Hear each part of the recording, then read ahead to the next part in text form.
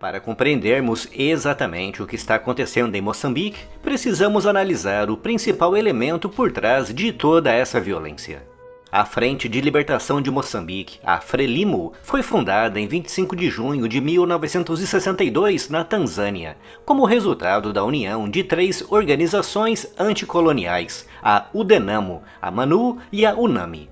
Sob a liderança inicial de Eduardo Mondlane, um antropólogo moçambicano com experiência nas Nações Unidas, a Frelimo foi criada com o objetivo principal de alcançar a independência do domínio colonial português. Uma luta que começou em setembro de 1964, marcada por uma estratégia de guerrilha que inicialmente operava no norte do país.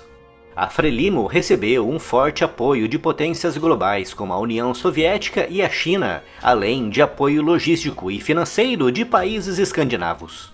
Todo esse suporte permitiu à organização estabelecer zonas libertadas, onde administrava territórios e implementava serviços básicos como saúde e educação, conquistando assim o apoio das populações locais que ansiavam por autonomia e liberdade.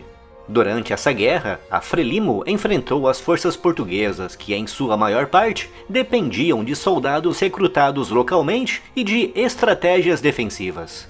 A operação militar mais importante contra a Frelimo, chamada Operação Nó Górdio, foi liderada pelo general Causa de Arriaga, e apesar do seu elevado custo material e em vidas humanas, teve um impacto limitado no avanço guerrilheiro. Em 1974, com a Revolução dos Cravos em Portugal, o regime colonial foi derrubado, levando à independência de Moçambique em junho do ano seguinte. Após a independência, Samora Machel, um dos principais líderes da Frelimo, tornou-se presidente, implementando um regime de partido único baseado no marxismo-leninismo.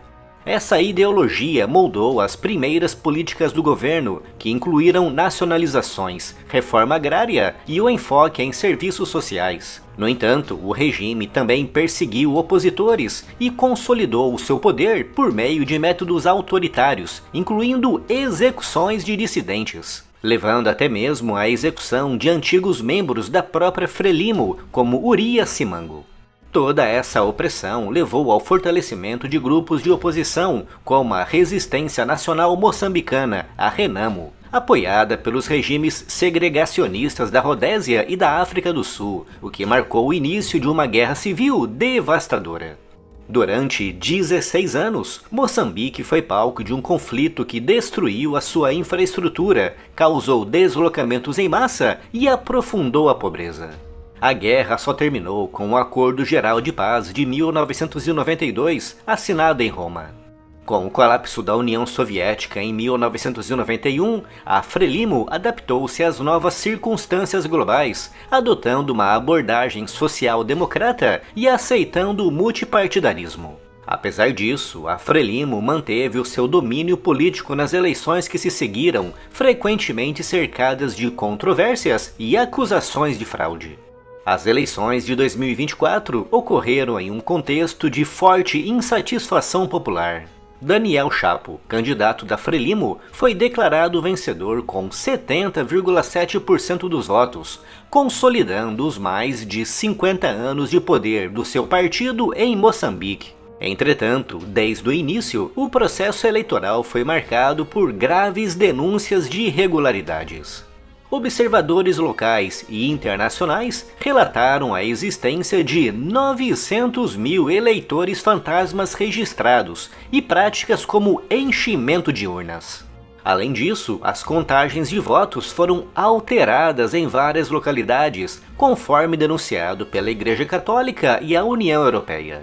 O opositor Venâncio Mondlane, que concorreu como independente, conquistou o apoio de muitos jovens devido à sua imagem de renovação. Com 20,3% dos votos oficiais, ele rejeitou os resultados e se declarou vencedor, com Mondlane convocando a população para protestos pacíficos, principalmente sob a forma de greves e atos de desobediência civil. Mas as manifestações rapidamente escalaram para confrontos violentos, com a polícia respondendo com extrema brutalidade.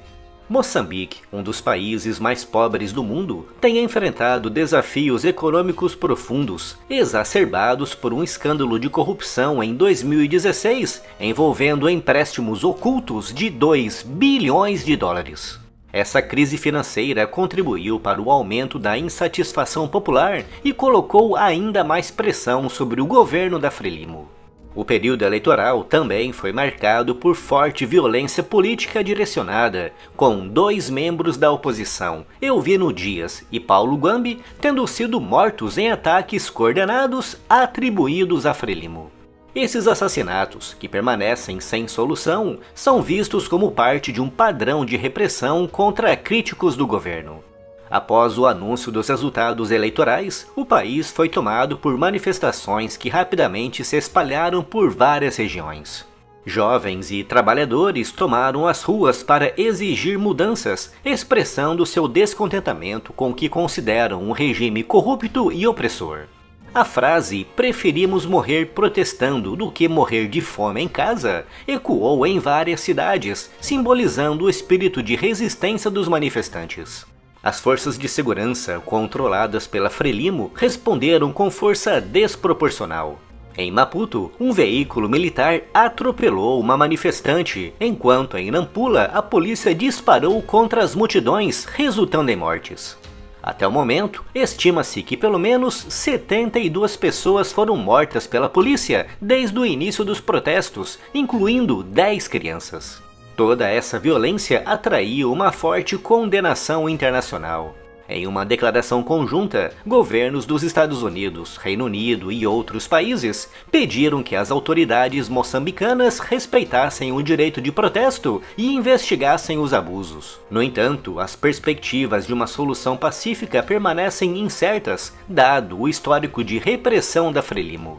A crise atual não é apenas política, mas também social.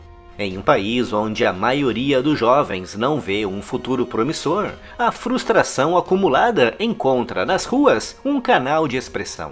Esses protestos representam um grito por mudança, mas também um reflexo da desigualdade e pobreza endêmicas que desafiam Moçambique há décadas. Moçambique está em um momento crítico, dividido entre a continuidade de um regime consolidado há meio século e a crescente busca por mudanças. A história da Frelimo, marcada por conquistas e controvérsias, continua moldando o presente do país. As eleições de 2024, longe de trazer estabilidade, revelaram as fissuras de um sistema que enfrenta pressão interna e externa, lançando graves e profundas incertezas sobre o futuro do país. Mas o espírito de resistência do seu povo pode ser um fator determinante nos próximos dias e semanas.